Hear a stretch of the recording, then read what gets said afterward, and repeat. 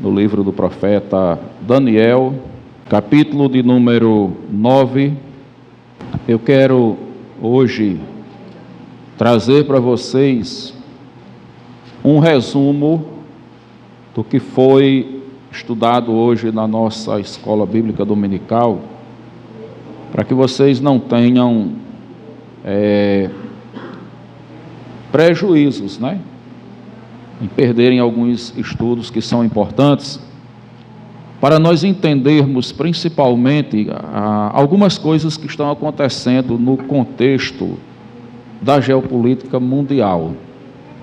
Eu acho que vocês, não sei se vocês viram, eu particularmente vi, já depois da escola dominical, fiquei sabendo, a partir do momento que eu cheguei em casa, eu vi algumas notícias sobre uma revolução que está acontecendo no Irã.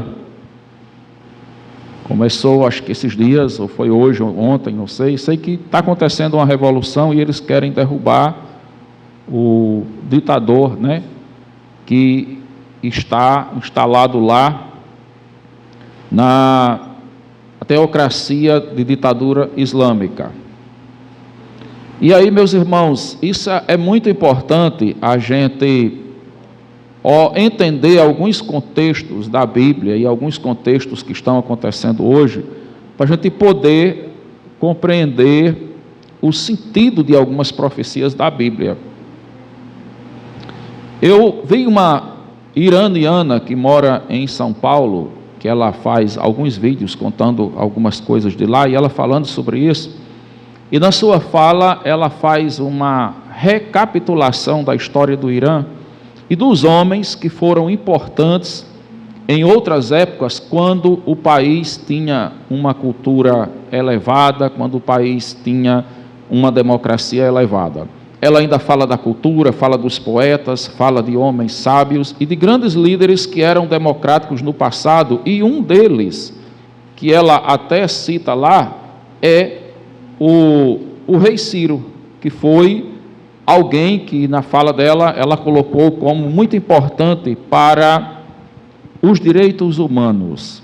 E ela se referia ao quê? Ela se referia àquele período em que o povo de Israel estava no cativeiro e Deus usou Ciro para editar um decreto que autorizava o povo a voltar para o seu país, para reconstruir Jerusalém. Foi ele quem deu a carta de alforria. Vocês lembram, na história do Brasil, nós tivemos o triste passado da história da escravatura. E a princesa Isabel deu a carta de alforria, que foi a lei, ela trouxe a lei da libertação dos escravos, que era uma carta coletiva para a libertação de todos os escravos no Brasil. Aboliu a escravatura.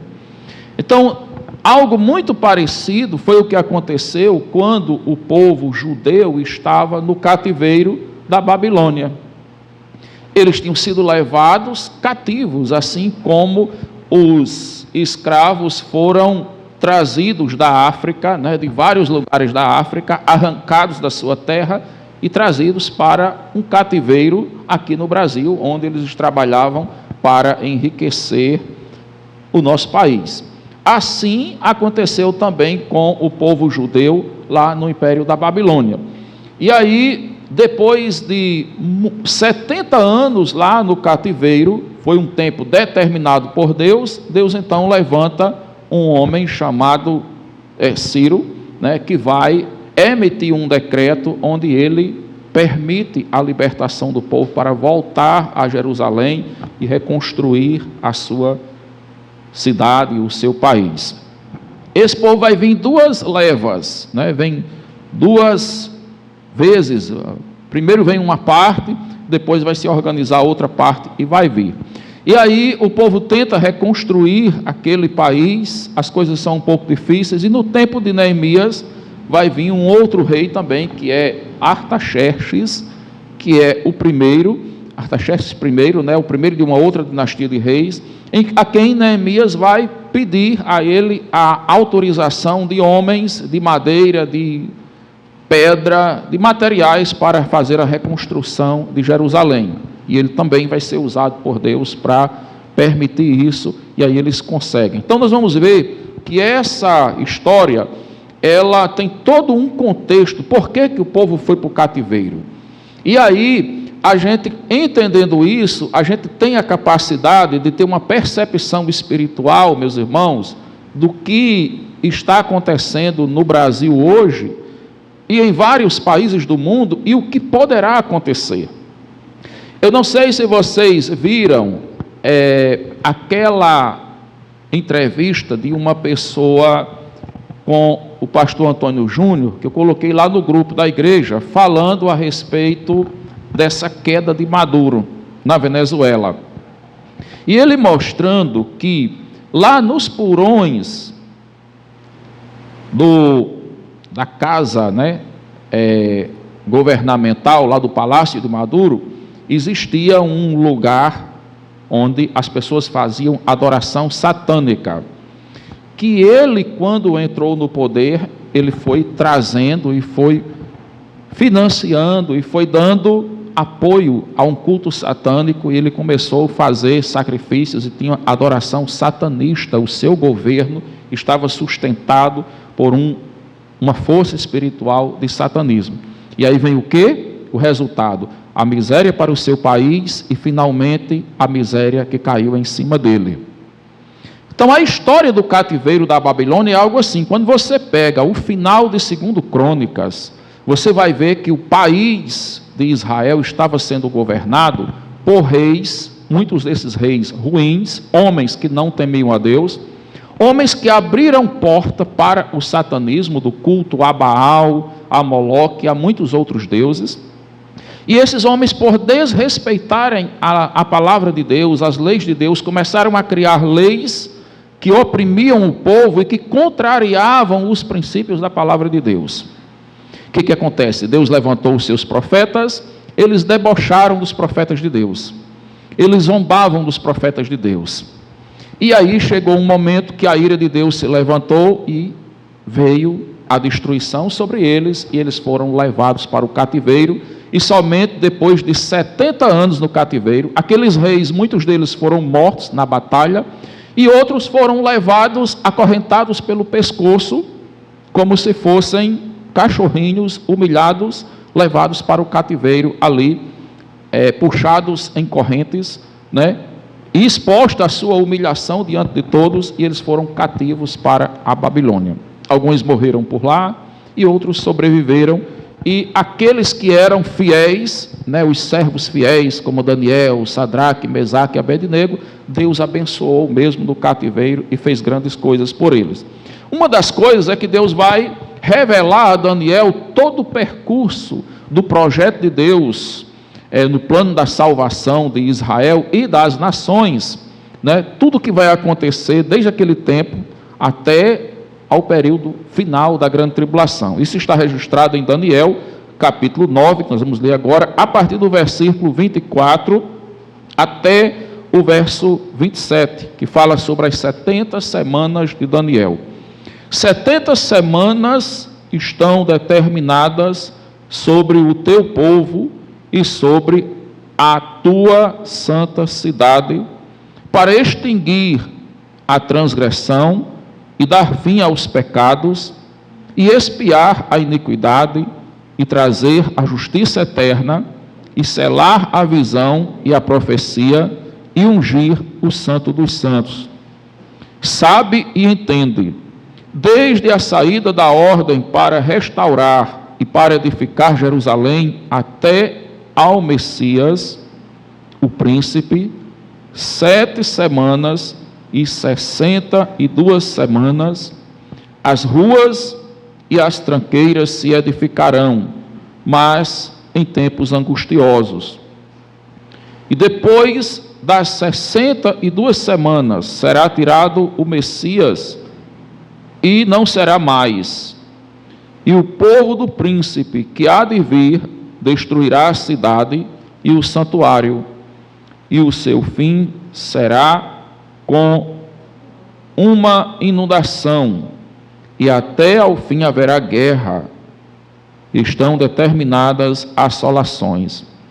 E ele firmará um concerto com muitos por 1 semana, e na metade da semana fará cessar o sacrifício e a oferta de manjares.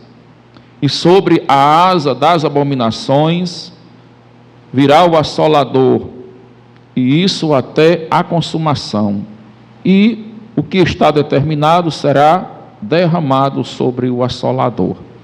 Então nós, nesse texto, que é um texto profético, nós encontramos o grande mistério das 70 semanas que Deus revelou a Daniel. Esse período das 70 semanas se refere a 3 fases da história do projeto de Deus para a salvação de Israel. Veja que no versículo 24, ele diz que 70 semanas estão determinadas sobre o teu povo. Quem era o teu povo? O povo judeu, o povo de Israel, e sobre a tua santa cidade, para extinguir a transgressão e dar fim ao pecado e expiar a iniquidade e trazer a justiça eterna e selar a visão e a profecia e ungir o santo dos santos. Então, era um projeto de salvação para aquele povo. Esse versículo 25, ele é muito importante, porque ele vai dizer o seguinte, ele vai trazer nesse texto algumas marcas de início e fim de cada tempo. Esse período do projeto de salvação, ele foi dividido em 3 fases. A primeira fase é uma fase que ele chama aí, no versículo de número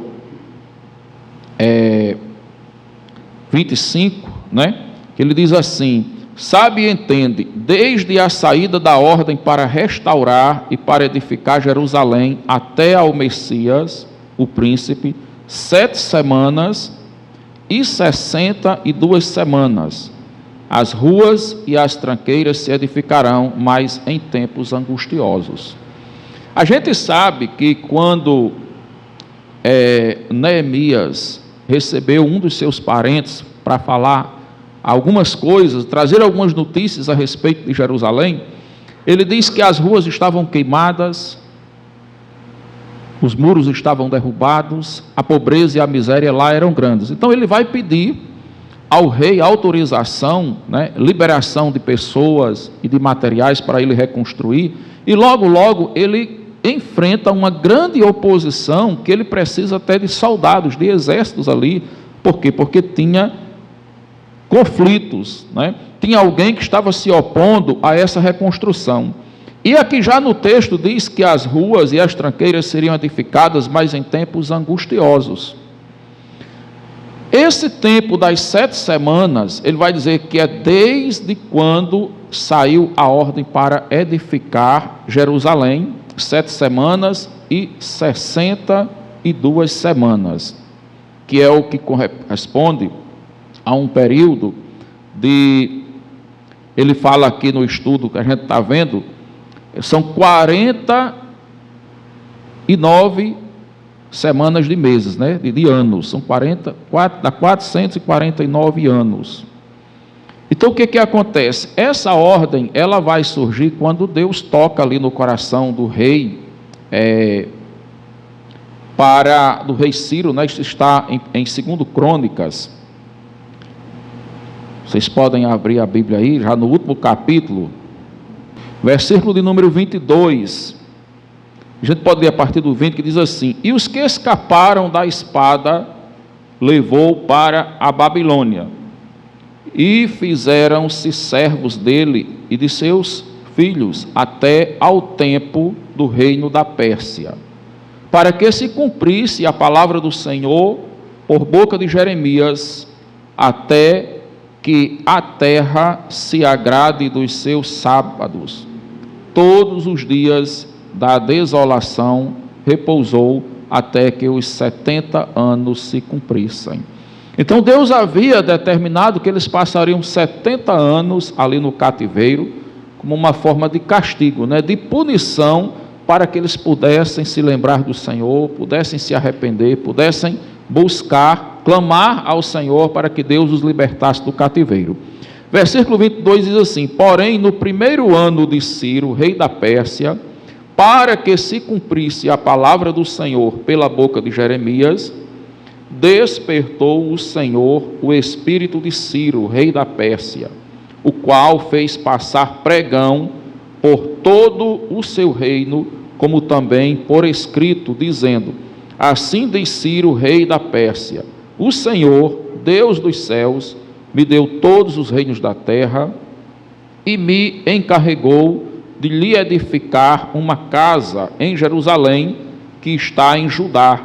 Quem dentre vós é de todo o seu povo, que suba, e o Senhor, seu Deus, seja com ele. Então, essa ordem aqui,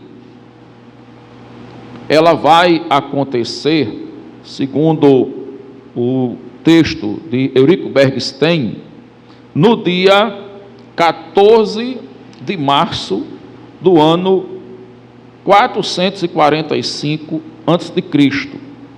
Então ele vai dizer assim: a primeira parte compreende 7 semanas, isto é, 7 semanas de 7 dias, ou 49 anos.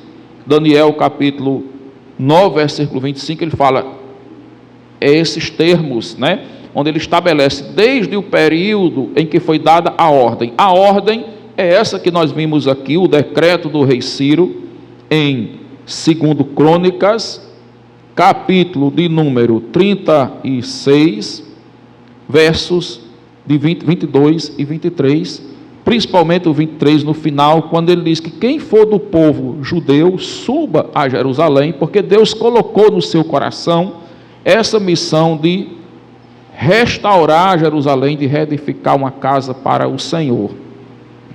Então essa ordem acontece no dia 14 de março do ano 445 antes de Cristo.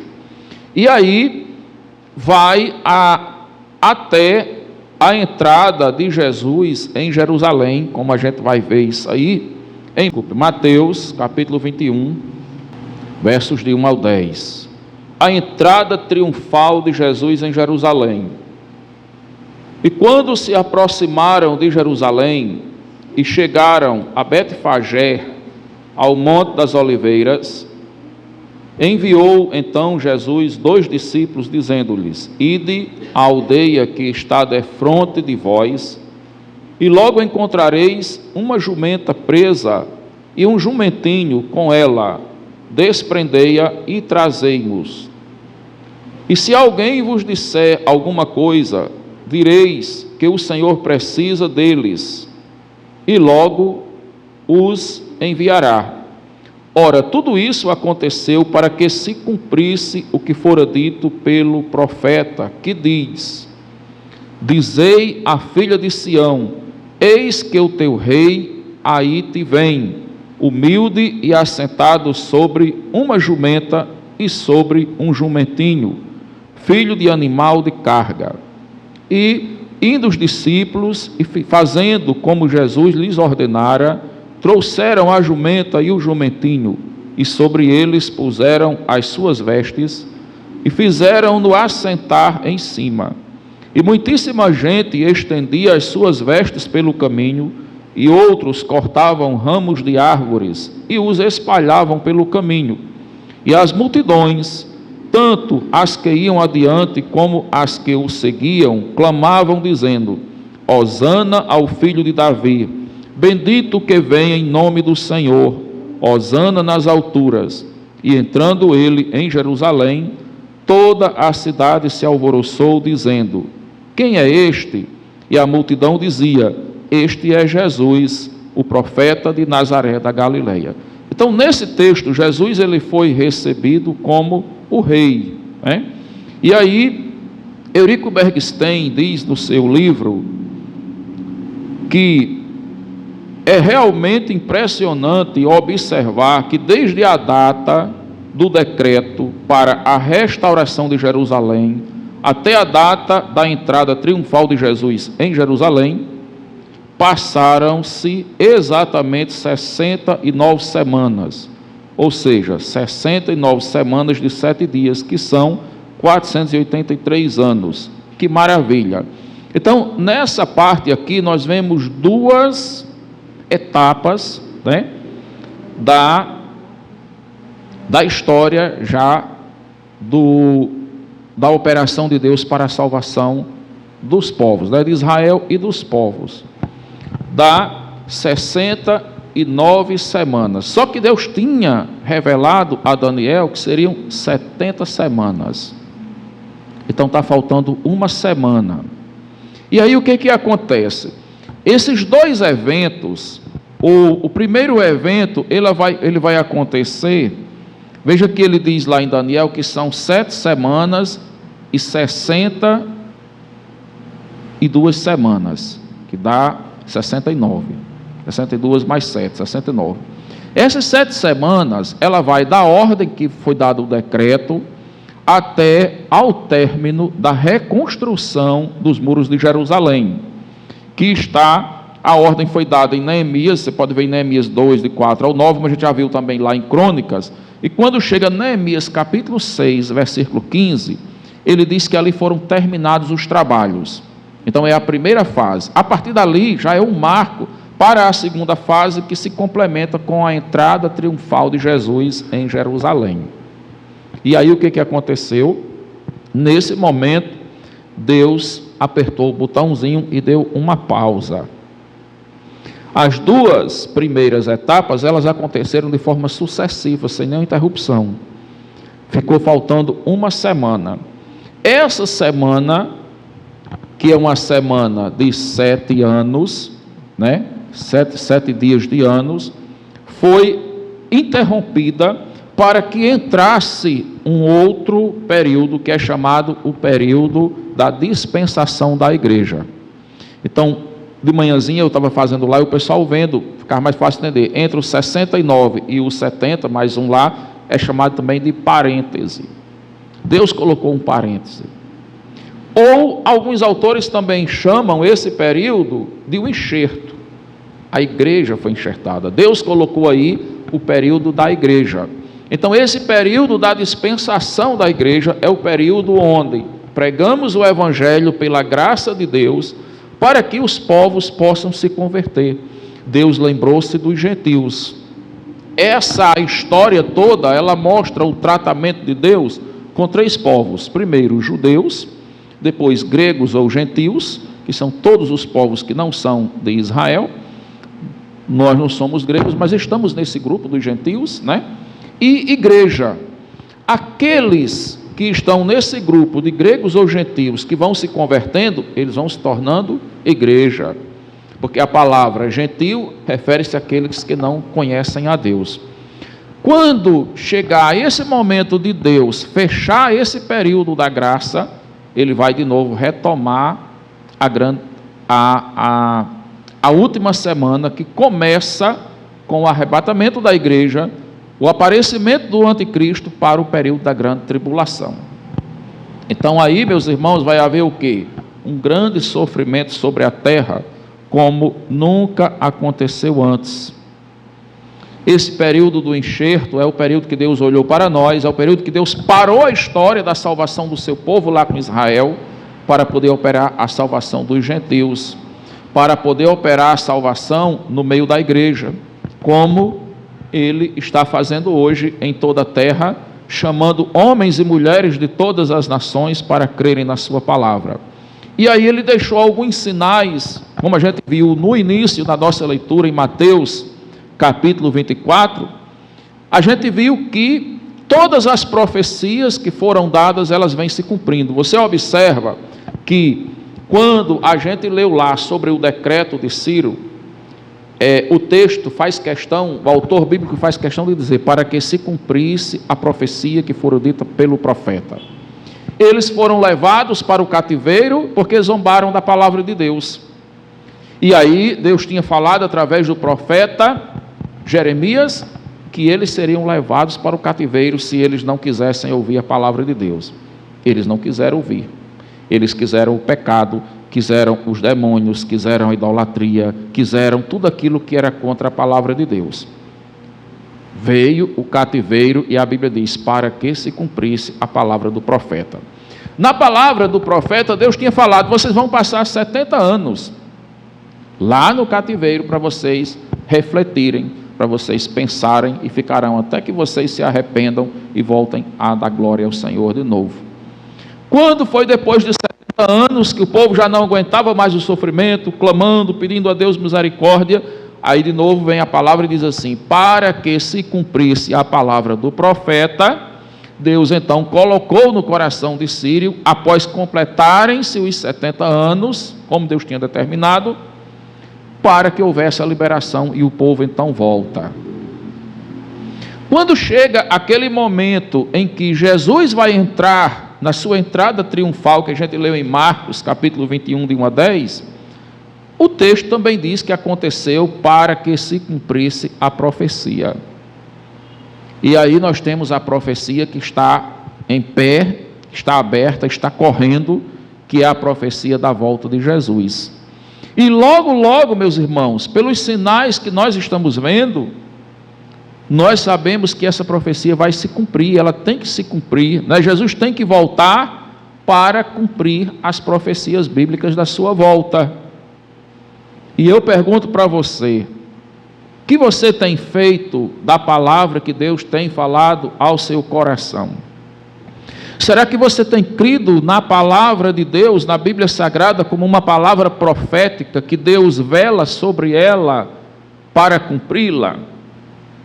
Ou você tem desacreditado da palavra do Senhor, como fizeram os israelitas nos tempos dos profetas Isaías e Jeremias, que pré-anunciaram a eles que se eles não se arrependessem, eles iriam para o cativeiro, e eles zombaram dos profetas, desacreditaram da palavra do Senhor e foram castigados com o cativeiro, e lá eles foram entender de verdade que a palavra de Deus não brinca, que a palavra de Deus ela se cumpre, e aí eles tiveram que clamar, e Deus teve misericórdia e trouxe de volta. O que acontece? A Bíblia fala de um sofrimento também muito parecido com os 70 anos de cativeiro, mas é muito pior. Que a Bíblia diz que aqueles que não acreditarem na palavra da pregação, quando Jesus vier, eles vão ficar para sofrerem a grande tribulação. Aí Jesus diz assim, que naquele tempo haverá sofrimento tão grande como nunca houve em todos os tempos, em toda a terra. Então você imagine tantas guerras que já aconteceram, tantas pessoas que já morreram, pandemia, crise mundial, falta de água, falta de alimentos, tudo isso trouxe tribulação para o povo. Mas a Bíblia diz que tudo isso é coisinha pouca diante do que acontecerá na grande tribulação, porque ele diz que é um sofrimento tão grande como nunca houve em todos os tempos, em toda a terra. E a Bíblia lá em Apocalipse diz que as pessoas vão para as montanhas e vão pedir aos montes: caiam sobre nós, porque nós não aguentamos mais. Eles vão desejar que as montanhas os esmaguem, vão clamar pela morte, mas a morte terá fugido deles, porque eles terão que passar o tempo da grande tribulação. Assim como Israel foi para o cativeiro e tinha que passar 70 anos, não podia sair antes, eles tinham que passar os 70 anos. Mas quando se completou o tempo dos 70 anos, a Bíblia diz, para que se cumprisse a profecia, então foi dada a ordem, a autorização para que eles voltassem. E eu pergunto de novo, o que você tem feito? Como você tem olhado a palavra de Deus?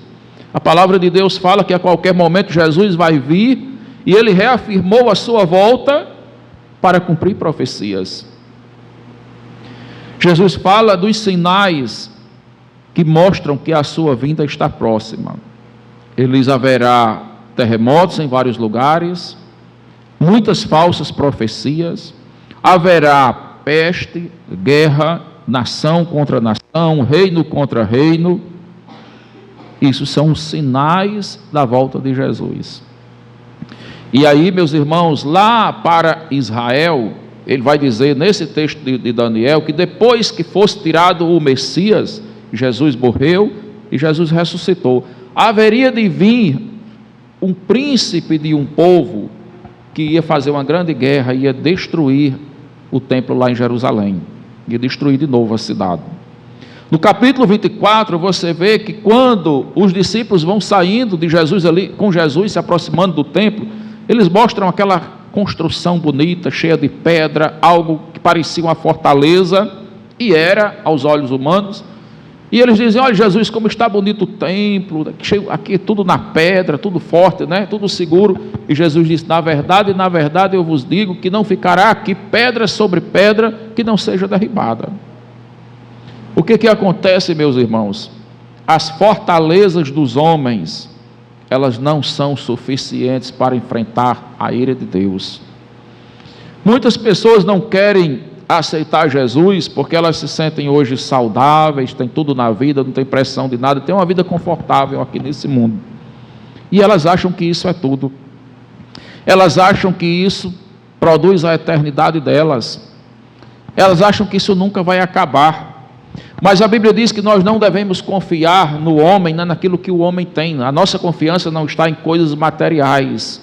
A nossa vida, ela está nas mãos do Senhor. Nós temos que confiar no Senhor. Nós precisamos nos apegarmos a Deus, porque tudo aquilo que é fortaleza do homem é palha diante de Deus. Basta só um sopro da boca de Deus e tudo se desfaz. Então aquela construção colossal que eles achavam que era indestrutível, se destruiu. Você sabe o que eu vi agora nesses dias com essa prisão do Maduro? Eu vi um noticiário dizendo que ele era esguardecido por uma força militar cubana de 30 soldados, e ele morava em um lugar que era uma fortaleza, uma base militar, cercado de câmeras de segurança que ele julgava que era impenetrável, ou seja, ele achava que ali ele estava tão seguro que ninguém jamais poderia chegar até lá. O que acontece? A inteligência militar americana estudou aquilo ali, monitorou tudo. Quando eles jogaram as bombas lá, os oficiais cubanos morreram e não tiveram tempo nem de reagir, e Maduro foi preso com a sua mulher e foi levado como um cativo, né, um presidiário para uma outra nação, e a sua vergonha se tornou exposta na mídia mundial. Todos conheceram a sua vergonha. Ou seja, as fortalezas dos homens não são de fato fortaleza. A fortaleza que realmente nos guarda é a fortaleza divina, é a fortaleza de Deus. E aí, como Jesus tinha dito no capítulo 24 aos discípulos: não ficará aqui pedra sobre pedra que não seja derribada. No ano 70 depois de Cristo, o general romano Tito, com o seu exército, invade Jerusalém. E aí de novo ele destrói o templo, queima as paredes, derruba pedra sobre pedra. E ali de novo, o templo de Jerusalém voltou a ser destruído, para que se cumprisse o quê? A profecia que foi dada por Jesus. Mas aí depois disso, Jesus vai falar sobre os acontecimentos da sua volta. Guerra após guerra, nação contra nação. Vocês têm observado que a mídia, há alguns anos faz, que nós todos os dias ouvimos falar de guerras e rumores de guerras. Isso é o assunto de todos os jornais, de todas as notícias, de todos os canais, de rádio e de televisão. Guerra que está acontecendo, e aí a gente vê os outros países se ameaçando de guerra. A Bíblia fala de quê? Guerras e ameaças de guerra, rumores de guerras. É só isso que nós vemos. E aí para Israel, a gente vê agora que aparentemente está tudo tranquilo, né? Mas o que a profecia diz? A profecia diz que haverá guerra até o fim. Então logo, logo vai arrebentar de novo. Eles tinham todos os anos uma guerra de 11 dias. Então Israel fazia as chamadas operações cirúrgicas. Ia lá naqueles cantos específicos onde tinha as bombas, né? Onde estavam os terroristas do Hamas, do Hezbollah, e ele atirava lá, destruía aquelas bombas deles, destruía aquele esconderijo deles ali, matava alguns, e aí dava uma enfraquecida neles, depois de 10 dias que eles davam um quebra, faziam uma podagem, vamos assim dizer, eles paravam. Depois vinha uma guerra de 11 dias, depois vinha uma guerra de 15 dias, mas a cada 6 meses tinha essas operações cirúrgicas. E aí demorava mais 6 meses de novo. Agora nós tivemos nesse último ano aí, né? De dia 7 de novembro de 2023, aí nós tivemos até o final de 2024, dia 7 de novembro de 2024, nós tivemos todo o ano de 2025 de guerra de Israel contra o Hezbollah, o Hamas e o Irã. Aí deu aquela quebrada, acalmou, agora vai ter o quê? Vai ter um sossego por mais um tempo. Mas Israel sabe que não é definitivo, porque existe uma profecia que diz que até o fim, até aquele período de Jesus voltar, do anticristo aparecer, de ter a grande tribulação, haverá guerra para o povo judeu. Então logo, logo o mal se reorganiza e vai voltar. E vai voltar mesmo por quê? Porque está cumprindo profecias. Então vai ter essas pausas, mas são pausas que duram pouco. A qualquer momento volta. E aí eu estou dizendo isso para você, por quê? Porque você logo, logo vai ver de novo isso acontecer. E vai acontecer porque é profecia bíblica. E aí, irmãos, eu estou dizendo isso também para a gente reforçar que a Bíblia fala das profecias, dessas profecias, para servirem de sinais para nós como igreja. Jesus está voltando. E a gente cantou agora há pouco, quando enfim chegar o dia, pela sua imensa graça lá estarei. Aqueles que têm crido nessa graça, nessa palavra do Evangelho, estarão lá pela graça. Mas quem não crê, não vai estar lá, porque a Bíblia também não se contradiz. A salvação pela graça é para quem crê no Evangelho de Jesus Cristo. Quem não crê vai enfrentar a grande tribulação. Poderá ser salvo? Poderá, mas é muito difícil, porque lá não vai ter mais a graça. As portas da graça vão estar fechadas. Lá você vai ser salvo, vai ter que dar a própria vida, né? Vai ter que sofrer. E aí, se muita gente não consegue, quem crê em Cristo hoje, que a salvação é totalmente de graça, e a pessoa não tem que sofrer nada, porque Jesus pagou ali na cruz tudo, e muita gente não consegue viver o Evangelho assim, na graça, será que essa pessoa vai conseguir viver o Evangelho se ela deixar para a grande tribulação? Creia na graça. Quando a Bíblia diz que você vai ser salvo pela graça, crendo hoje, é melhor você ir pelo que a palavra de Deus lhe diz. Então que você possa crer, porque é o seguinte, Jesus fala aqui no capítulo 24, que um dos sinais da sua vinda é a pregação do Evangelho. Versículo 14 diz, e este Evangelho do reino será pregado em todo o mundo, em testemunho a todas as gentes, e então virá o fim. Testemunho a todas as nações, e então virá o fim. E nós sabemos que com o advento da internet, né, as redes sociais, hoje quando estou nas redes sociais, eu vejo gente pregando em inglês, vejo gente pregando em árabe, vejo gente pregando em espanhol, vejo gente pregando em línguas que eu nem conheço. E eu sei que lá nesses países, a pregação em língua portuguesa está chegando também.